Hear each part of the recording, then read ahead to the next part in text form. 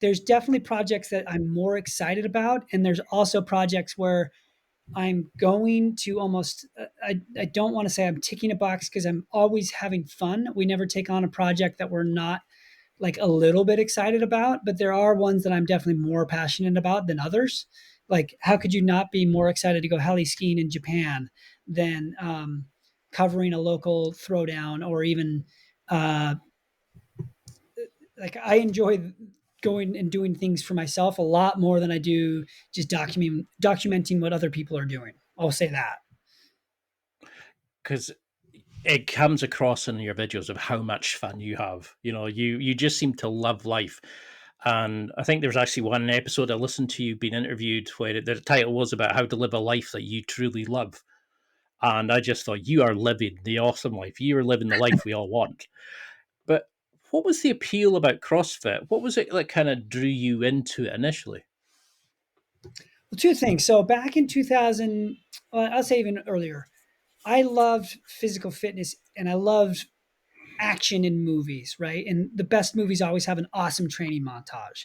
Rocky has epic ones where he's running up mountains in Russia and he's punching raw meat in butcher shops. And, I always loved that stuff and I loved working out as a result of it. Um, then in 2008, the movie 300 came out, or maybe that was 2007. Anyways, around that time, 300 had come out, and I had watched a lot of the behind the scenes on how they trained for that movie. And it resonated with me to not just have isometric movements happening in front of a mirror, but to be a little bit more grungy. Like it felt like Rocky 4, where Rocky is training out in the wilderness and then Drago is training in a facility. Um, Yeah. and I loved that kind of grungy feel that it had.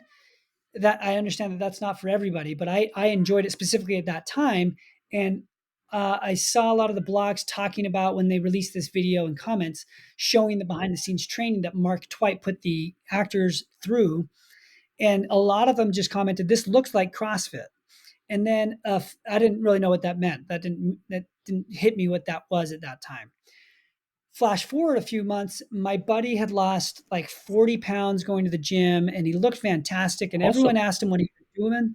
And my buddy Ben Hollingshouse, and if you go back, like watch early 2010 and 11 videos of CrossFit, he's in a bunch of my videos then.